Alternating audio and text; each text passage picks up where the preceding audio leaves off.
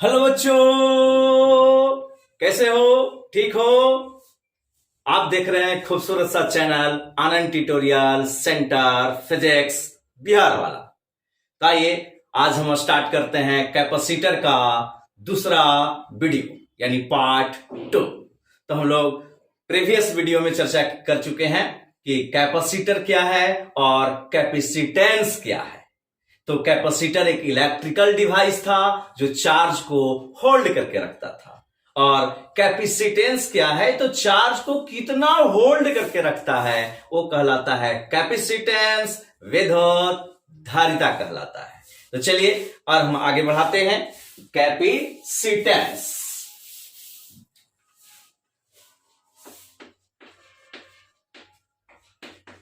Capacitance Hindi में क्या होता है इसका? विद्युत धारिता। तो विद्युत धारिता क्या है? तो चार्ज को कितना होल्ड करके रखता है, पकड़ के रखता है, उसी को हम लोग बोलते हैं कैपेसिटेंस, विद्युत धारिता।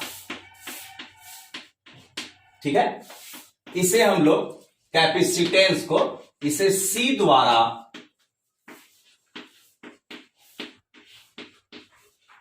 सूचित किया जाता है।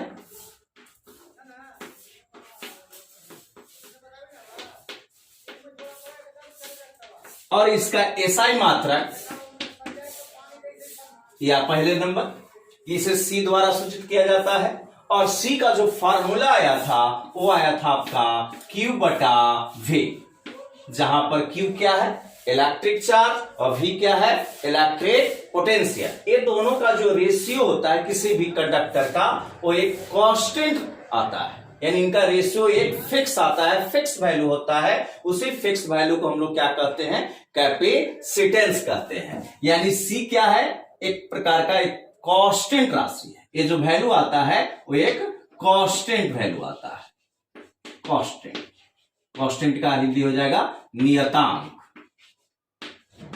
या स्थिरांक, है ना?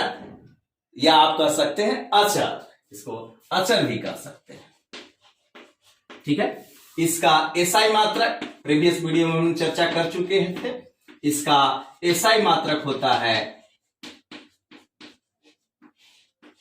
फैराडे, यानी कि फैराड, फैराड, फैराड पढ़ेंगे, फैराड, है ना, जिसे हम F द्वारा रिप्रेजेंट करते हैं। इसका रिप्रेजेंटेशन क्या है? F है। तो इसका अन्य वैल्यू भी, अन्य मात्रक भी हो सकता है 1 माइक्रोफैराडे या 1 पिकोफैराडे। तो 1 माइक्रोफैराडे बराबर होता है 10 के पावर -6 फैराडे को हम लोग क्या बोलेंगे? 1 माइक्रोफैराडे। उसी तरह से 1 पिकोफैराडे हो तो 1 पिकोफैराडे को हम लोग बोलेंगे 10 के पावर -12 फैराडे को हम लोग बोलेंगे 1 पिकोफैराडे। उसके बाद आइए इसका बीमा की चर्चा करते हैं। इसका बीमा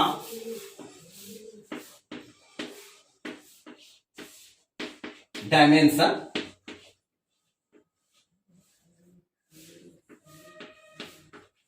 हो जाएगा आपका m के पावर -1, l के पावर -2, और होता है t के पावर 4 और a के पावर -2। आप यूनिट डायमेंशन चैप्टर पढ़े होंगे। उस यूनिट डायमेंशन में हम इसकी चर्चा कर चुके हैं कि किस तरह से हम बीमा निकालते हैं। हम डायरेक्ट फिटिंग कर दिए हैं कि m के पावर -1, l के पावर -2, t के पावर 4 और a के पावर -2 होता है। ठीक है, बीमा हो गया। और C बराबर इसका हमेशा फॉर्मूला याद रखना है, C Q बटा V, C बराबर Q बटा V याद रखना है, जहां आपका Q क्या है? इलेक्ट्रिक चार्ज है, इलेक्ट्रिक चार्ज, और V क्या है? Electric potential. इसका हिंदी हो जाएगा विद्युत आवेश,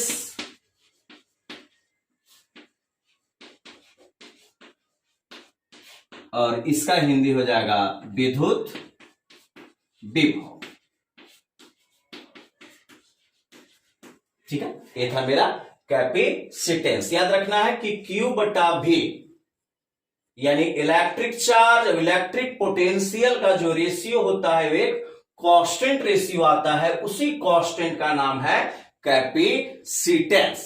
कैपेसिटेंस चार्ज और पोटेंशियल पर डिपेंड नहीं करता है, आगे हम चर्चा करेंगे कि Q और V पर डिपेंड नहीं करता है। अभी फिलहाल में ये पॉइंट लिख लीजिएगा, साफ करते हैं इसको।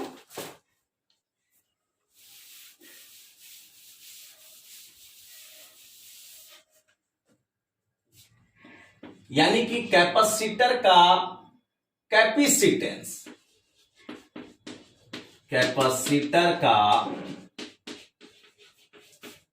कैपेसिटेंस Q और V पर निर्भर नहीं करता है।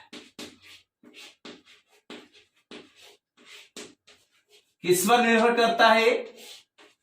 तो ये निर्भर करता है आपका उसकी आकृति क्या है, उसका आकार क्या है। यानी कि कैपेसिटर का कैपेसिटेंस, कैपेसिटर का कैपेसिटेंस आकार मतलब चालक के, कंडक्टर के आकार या आकृति पर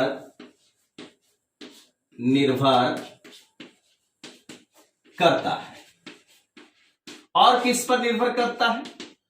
तो ये निर्भर करता है आपको मीडियम पर, यानी कि वो जो कंडक्टर है वो एयर में रखा हुआ है कि वाटर में रखा हुआ है, उस पर डिपेंड करेगा। यानी कि कैपेसिटर का कैपेसिटी, नेक्स्ट पॉइंट, कैपेसिटर का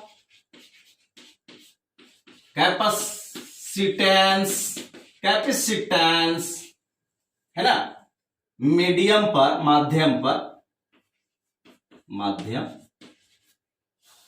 मीडियम पर निर्भर करता है। तो बच्चों याद रखना है कि किन किन बातों पर निर्भर करेगा। तो कैपेसिटर का कैपेसिटेंस Q और V पर निर्भर नहीं करता है, इसका एक रेशियो है, वो फिक्स रेशियो है, वो कांस्टेंट रेशियो है। उसी कांस्टेंट रेशियो को हम लोग कैपेसिटेंस कहते हैं। Q और V का एक फिक्स रेशियो होता है, हर कंडक्टर का अलग अलग कैपेसिटेंस होता है। ठीक है, और ये निर्भर करता है किस पर? कैपेसिटेंस यानी कितना चार्ज को होल्ड करके रख सकता है, वो निर्भर करता है किस पर? कंडक्टर के आकार क्या है, उसकी आकृति पर निर्भर करता है। कैपेसिटर का कैपेसिटेंस मीडियम पर निर्भर करता है, यानी दो चीज पर निर्भर करेगा कि उसका डायमेंशन क्या है और मीडियम क्या है। यानी C हमेशा डिपेंड करेगा, C डिपेंड्स अपॉन किस पर? तो डिपेंड करेगा डायमेंशन एंड मीडियम पर। याद रखना है, वह Q एंड V पर निर्भर नहीं करता है। आप लोग 10th क्लास में पढ़े होंगे ओम्स लॉ। ओम्स लॉ में V बराबर क्या होता है? IR होता है। तो R बराबर यहां क्या हो जाएगा? V बटा I। जिस तरह से रेजिस्टेंस V और I पर निर्भर नहीं करता था, क्योंकि इसका रेशियो हमेशा क्या आता है? कांस्टेंट राशि आता है। उसी कांस्टेंट का नाम रखा गया था रेजिस्टेंस। उसी तरह से आपका कैपेसिटेंस है, कैपेसिटेंस Q और V का तो रेशियो है, कांस्टेंट रेशियो है, मगर इस पर निर्भर नहीं करता है। निर्भर करेगा किस पर? कि जो कंडक्टर है, जो मटेरियल है, मटेरियल का शेप साइज कैसा है और वह मटेरियल किस मीडियम में रखा हुआ है। ठीक है, यहां तक। आगे चलते हैं, साफ कर देते हैं।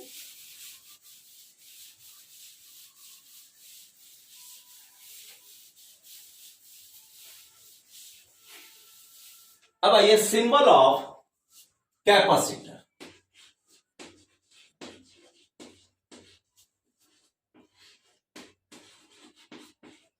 कैपेसिटर यानी संधारित्र का संकेत क्या होता है? यानी कि इसको जब हम लोग कोई इलेक्ट्रिक सर्किट में उसको शो करना रहता है, प्रदर्शित करना रहता है, तो किस तरह से कैपेसिटर को हम शो करेंगे। कैपेसिटर है इलेक्ट्रिकल डिवाइस है, और कैपेसिटेंस क्या है कि चार्ज को कितना वह होल्ड करके रखता है, दोनों में अंतर है। कैपेसिटर इलेक्ट्रिकल डिवाइस, कैपेसिटेंस क्या हुआ, वह चार्ज को कितना होल्ड करके रख सकता है, पकड़ के रख सकता है, वह आवेश की मात्रा है। कैपेसिटेंस आवेश की मात्रा है, कैपेसिटर डिवाइस है, इलेक्ट्रिकल डिवाइस है ना, जो चार्ज होल्ड करके रखता है, उस इलेक्ट्रिकल डिवाइस का नाम है कैपेसिटर। तो हम कैपेसिटर को इलेक्ट्रिक सर्किट में किस तरह से प्रदर्शित करते हैं, उसका सिंबल क्या है, हिंदी हो जाएगा संधारित्र का संकेत। ठीक है, तो इसका जो सिंबल है वो दो पैरेलल लाइन है, एक प्लस होता है और एक माइनस होता है। इस तरह का जहां भी सिंबल बना हुआ है इलेक्ट्रिक सर्किट में, तो हम समझ जाएंगे कि वहां पर कौन सी डिवाइस लगा हुआ है, कैपेसिटर। जैसे 10th क्लास में इस तरह का सिंबल आप लोग पढ़े होंगे, देखे होंगे। इस तरह का अगर लगा हुआ है और यहां पर एक बड़ा और एक छोटा लगा हुआ है, तो इस डिवाइस को हम लोग बोलते हैं रेसिस्टर। इस डिवाइस को क्या बोलते हैं, रेसिस्टर बोलते हैं। और इस तरह का जो सिंबल देख रहे हैं, तो इस डिवाइस का नाम है बैटरी सेल। बैटरी, या इसको हम बोलते हैं सेल। सेल और बैटरी में थोड़ी सी अंतर है। सेल और बैटरी, बैटरी हो गया ग्रुप ऑफ सेल, सेलों का जहां समूह है ना, तब वो कहलाता है बैटरी। आप लोग भी सुनते हैं 5 सेलवा टॉर्च है ना, 2 सेलवा टॉर्च है, तो 2 सेल मिल जाएंगे तो वो कहलाने लगेगा बैटरी। जो निप्पो जो छोटा सा ड्राई सेल आप लोग खरीदते हैं, वो ड्राई सेल है, वो बैटरी नहीं है। बैटरी कब होगा, जब वो ग्रुप बन जाएगा, 2 या 2 से अधिक संख्या में अगर है, तो उस ग्रुप को हम लोग बोलते हैं बैटरी। ठीक है, इसी तरह से अगर हम इस तरह यहां पर एक सिंबल बना दें 2 पैरेलल लाइन का, तो यह पैरेलल लाइन किस डिवाइस को सिंबल हो जाएगा, कैपेसिटर का। यहां पर जो डिवाइस लगा हुआ है वो कौन सा डिवाइस है, कैपेसिटर। ठीक है, तो इलेक्ट्रिक सर्किट में कैपेसिटर का सिंबल हो गया 2 पैरेलल लाइन। क्लियर है यहां तक। अब चर्चा करते हैं, स्फेरिकल कोई कंडक्टर है तो उसका कैपेसिटेंस कितना होना चाहिए। ठीक है, आइए, यानी कि चर्चा है कैपेसिटेंस ऑफ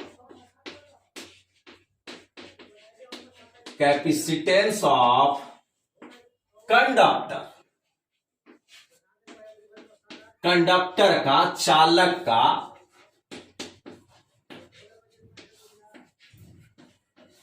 विद्युत धारिता। और भी जो मेरा कंडक्टर है वो कैसा कंडक्टर, तो हम यहां पर चर्चा करते हैं स्फेरिकल कंडक्टर। यहां पर कैसा कंडक्टर है, तो spherical conductor. Spherical conductor Hindi हो जाएगा आपका गोलीय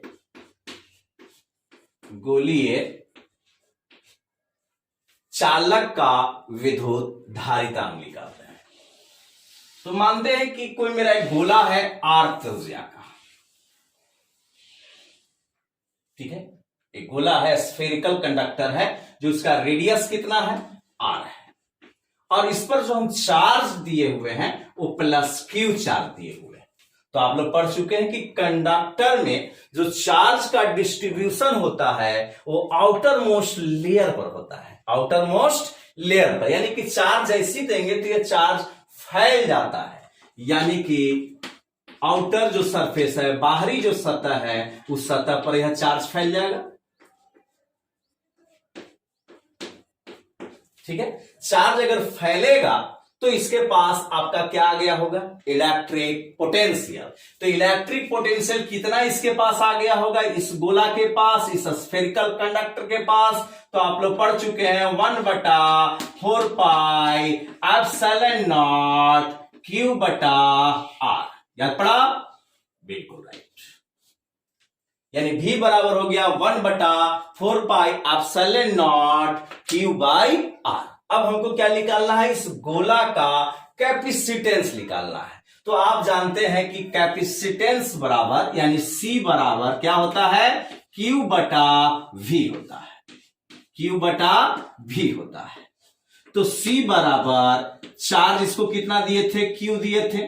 इस गोला के पास इलेक्ट्रिक पोटेंशियल कितना हो गया, तो 1/4πε0 गुने Q/R।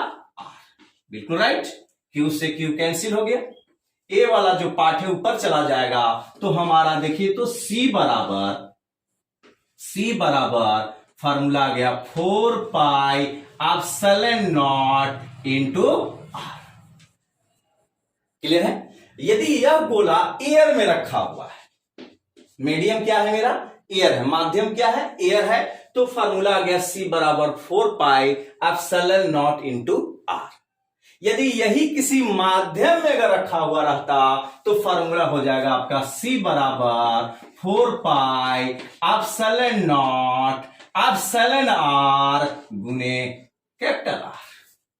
याद पड़ा, याद कीजिए कि अगर ये मीडियम में होता या इलेक्ट्रिक फोर्स का देखिए फार्मूला हम दिए थे कि वैक्यूम के लिए होता है, इलेक्ट्रिक फोर्स का फार्मूला वैक्यूम के लिए 1/4πε0 Q1 Q2 बाई R²।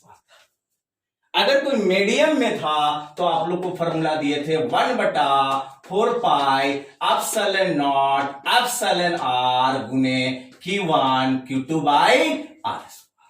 यहां पर जो आता है ना, याद पड़ा, मीडियम का प्रावैधुता है ना, यानी केवल एप्सिलॉन के द्वारा रिप्रेजेंट करते थे। तो एप्सिलॉन बराबर हम बताए थे, या एप्सिलॉन R रिलेटिव परमिटिविटी बराबर बताए थे, क्या चीज, तो माध्यम का प्रावैधुता बटा में निर्वात के प्रावैधुता के अनुपात को हम लोग क्या कहे थे, रिलेटिव परमिटिविटी कहे थे। तो देखिए तो यहां से एप्सिलॉन इक्वल टू फार्मूला हो जाएगा ε0 εr। क्लियर है, यहां तक याद पड़ गया। तो V बराबर वैक्यूम में अगर ये गोला है या एयर में है तो फार्मूला हो जाएगा 1/4πε0 Q/R। यदि ये किसी मीडियम में रहेगा तो फार्मूला हो जाएगा 1/4πε0 गुने εr हो जाएगा। क्लियर है। उसी से हम लोग डिराइव करके लाए हैं C बराबर 4πε0 इंटू R। किसके लिए है, फॉर वैक्यूम, या आप कह सकते हैं फ्री स्पेस। और ये जो कैपेसिटर का कंडक्टर का जो कैपेसिटेंस का जो फॉर्मूला आया है, ये आया है फॉर मीडियम के लिए। तो देखो तो बच्चों, यह कैपेसिटर का कैपेसिटेंस किस पर निर्भर कर रहा है, तो 4πε0 का तो वैल्यू फिक्स है, वह डिपेंड कर रहा है किस पर, आर पर। आर क्या था, त्रिज्या था, या रेडियस पर निर्भर कर रहा है। त्रिज्या बढ़ाओ तो कैपेसिटर का कैपेसिटेंस भी क्या हो जाएगा, बढ़ जाएगा। इस फॉर्मूला में देखिए तो C बराबर है 4πε0 εr गुने कैपिटल आर। ये तो वैल्यू फिक्स है, ये वैल्यू फिक्स है, कांस्टेंट राशि है, मगर एप्सिलॉन आर डिपेंड करता है मीडियम पर। जैसे वाटर है, एयर है, तो उसका एक वैल्यू रहेगा। उसके बाद क्या है, रेडियस है, यानी कि कैपेसिटर का कैपेसिटेंस दो चीज पर निर्भर कर गया। एक देख रहे हैं कि रेडियस मींस आकार, और एक देख रहे हैं कि डिपेंड कर रहा है किस पर, मीडियम पर। इसलिए पहले हमने लिखवा दिए थे कि कैपेसिटर का कैपेसिटेंस है ना, डायमेंशन मतलब आकार, और किस पर निर्भर करता है, मीडियम पर निर्भर करता है। ठीक है, Q और V पर निर्भर नहीं करता है। तो यहां से देखिए तो स्फेरिकल कंडक्टर का ये साफ कर देते हैं।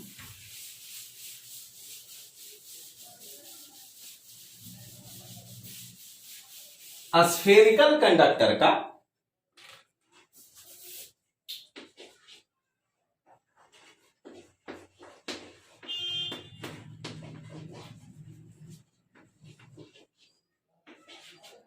स्फेरिकल कंडक्टर अगर आर त्रिज्या का हो,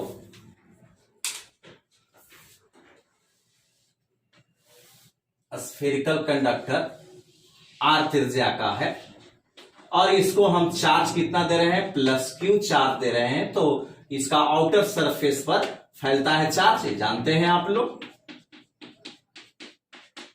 ठीक है। तब इसका कैपेसिटर का कैपेसिटेंस या स्फेरिकल कंडक्टर का कैपेसिटेंस का फार्मूला क्या आया, C बराबर 4πε0 इंटू R।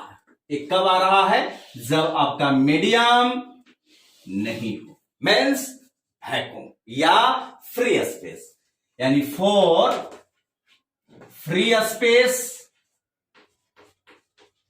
या हम वैक्यूम के लिए स्फेरिकल कंडक्टर का कैपेसिटेंस का फार्मूला आ गया 4πε0 इंटू R। विद्युत धारिता है किसका, तो गोलीय संधारित्र का।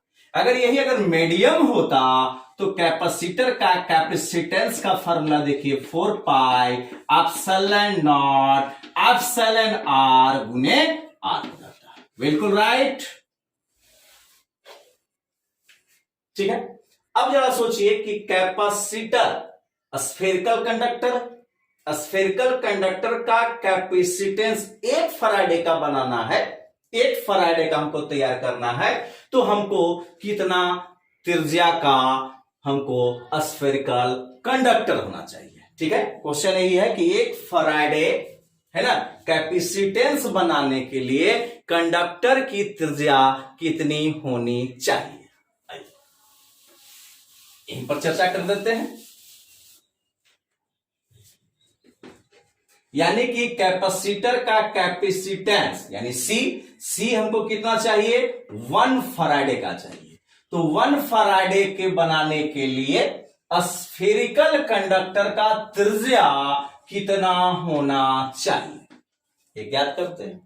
तो देखिए, तो फार्मूला यही लाए हैं कि अगर वह स्फेरिकल कंडक्टर किसी फ्री स्पेस या वैक्यूम में, कोई मीडियम नहीं है, हवा में रखा हुआ है, ठीक है, तो हवा में हम रख देते हैं स्फेरिकल कंडक्टर को, जिसकी रेडियस कितना हम मानकर चल रहे हैं, R लेकर चल रहे हैं, R त्रिज्या का। तो कैपेसिटर का कैपेसिटेंस अभी एयर में रखा हुआ है, तो एयर के लिए आप जानते हैं कि एप्सिलॉन R का मान कितना होता है, 1 होता है। तो कैपेसिटर का कैपेसिटेंस का फार्मूला आ जाएगा 4πε0 इंटू R, ठीक है। हमको रेडियस निकालना है, कैपेसिटर का कैपेसिटेंस विद्युत धारिता कितना चाहिए, 1 फराडे का, तो C के जगह पर हम 1 रख देते हैं, तो 1 बराबर हो गया 4πε0 इंटू R। तो R is equal to formula आ गया 1/4πε0, और 1/4πε0 का वैल्यू होता है 9 गुने 10 के पावर 9 मीटर। त्रिज्या का मात्रक क्या होगा, मीटर होगा। यानी कि 1 फराडे कैपेसिटेंस का कैपेसिटर बनाने के लिए आपको रेडियस कितना होना चाहिए, उस कंडक्टर का, उस चालक का कितना त्रिज्या होना चाहिए, तो देखिए तो 9 गुने 10 के पावर 9 मीटर होना चाहिए। इतना बड़ा जब आप कंडक्टर रखिएगा तब वह 1 फराडे का कैपेसिटेंस बनेगा। यानी आप कह सकते हैं कि पृथ्वी की अगर त्रिज्या देखा जाए, पृथ्वी की त्रिज्या, तो पृथ्वी की त्रिज्या कितना होती है, 6400 किलोमीटर, एंड फॉर 6400 किलोमीटर, यानी 64 गुने, है ना, किलोमीटर के मतलब हुआ 1000 से गुना, यानी 10 के पावर 3 और 2 शून्य यहां, यानी 10 के पावर 5 मीटर। यानी पृथ्वी की त्रिज्या होती है 64 गुने 10 के पावर 5 मीटर। यानी कि यह जो गोला बनाना होगा वह पृथ्वी की त्रिज्या से भी बड़ा बनाना होगा। यानी 1 फराडे कैपेसिटर बनाने के लिए हमारा जो चालक चाहिए वह कितना, तो पृथ्वी से भी बड़ा। क्या ये संभव है? ये संभव नहीं है। कितना बड़ा हम चालक बना ले, कंडक्टर बना ले, इतना बड़ा गोला बना ही नहीं सकते हैं, पृथ्वी के बड़ा गोला बनाना है। खैर, पृथ्वी खुद एक कैपेसिटर की तरह बिहेव करता है, क्योंकि पृथ्वी आवेशों का क्या है, सागर है। इसमें भी खचाखच आवेश भरा हुआ है। तो पृथ्वी खुद एक कैपेसिटर है, मगर एक हम दूसरा कैपेसिटर तैयार कर रहे हैं कंडक्टर का। तो कंडक्टर के लिए स्फेरिकल कंडक्टर जो बनाना होगा वो पृथ्वी से भी बड़ा बनाइएगा, तब उसका कैपेसिटेंस कितना हो जाएगा, 1 फैराडे का होगा। इतना बड़ा बनाना तो संभव नहीं है। तो दिक्कत यही है कि स्फेरिकल कंडक्टर भी हमारा काम कर रहा है, कैपेसिटर का भी काम कर रहा है चार्ज को होल्ड करने का, मगर 1 फैराडे का अगर हम बनाना चाहेंगे तो हमारा पृथ्वी के बराबर हमको कंडक्टर बनाना होगा, जो संभव नहीं है। तो स्फेरिकल कंडक्टर जो कैपेसिटर हम बना रहे हैं, इसमें हमको प्रॉब्लम यही आ रही है कि जब भी स्फेरिकल कंडक्टर के द्वारा हम कैपेसिटर बनाएंगे तो हमारा लो वैल्यू वाला कैपेसिटेंस बनेगा। ठीक है, यानी कि हमारा स्फेरिकल कंडक्टर को अगर हम कैपेसिटर बनाएं, है ना, तो इसमें प्रॉब्लम क्या आ रही है, तो पहला जो प्रॉब्लम आ रहा है वह लो, है ना, लो कैपेसिटेंस वाला कैपेसिटर बन रहा है। क्योंकि अगर मान लो कि रेडियस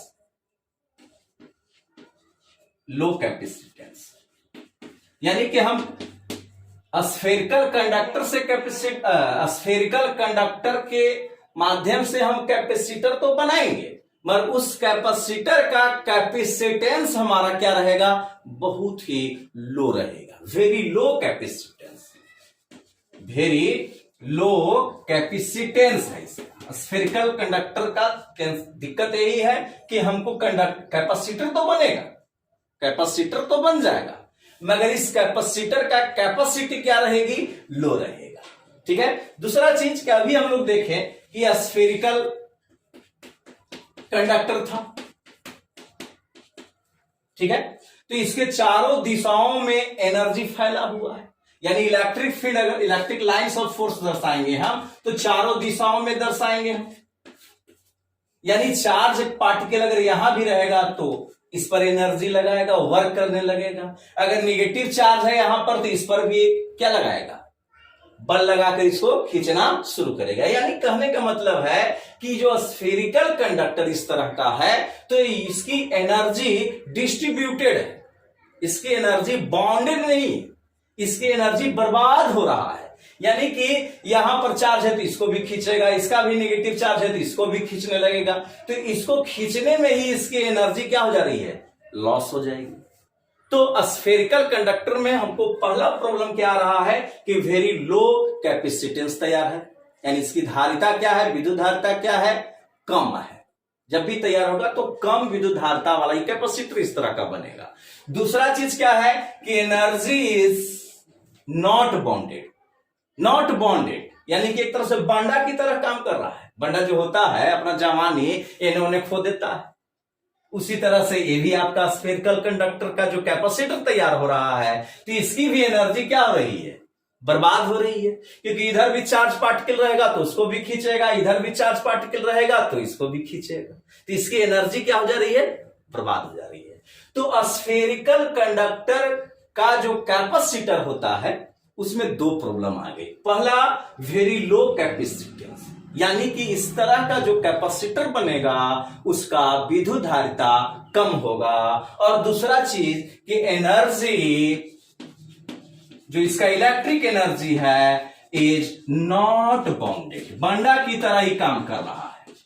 बंडा हमको कैसा एनर्जी चाहिए, बाउंडेड चाहिए, बाउंडेड रहेगा तभी वह अच्छा कैपेसिटर बनकर तैयार होगा।